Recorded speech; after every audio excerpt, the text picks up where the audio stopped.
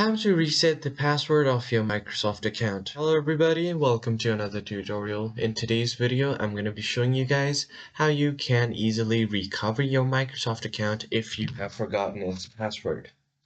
But before we get started, I want you to head down below to give this video a quick thumbs up and hit the subscribe button as well.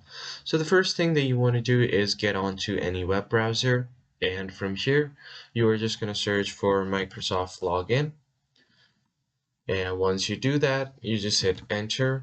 Click on the first link that you see where you have an option to manage your account. Click on sign in. And once you do that, it will ask you for your Microsoft account.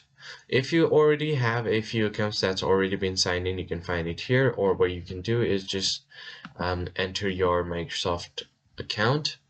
Hit next, and once you get to your password section, all you need to do now is just click on forgot password. So what this will do is it will ask you to get a security code on one of your emails. So what you need to do here is click on an email that you want and then just enter the email for verification.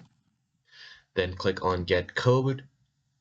So once you do that, you can check code on the verification email that you've just sent. So I'm just going to do that. I'm going to open up my Gmail right here. And Microsoft has sent me this password reset code. So I'm just going to copy this right here and paste it over here. So once you get your code, what you can do is just hit enter. And then it will take you to another page where you have an option to reset your password. So once you get to this page here, you can enter your new password and re-enter your new password. I recommend you use a combination of different letters, numbers, and symbols to make your password secure. So that's it for this video, guys. I hope you found it helpful. I'll see you guys on the next one.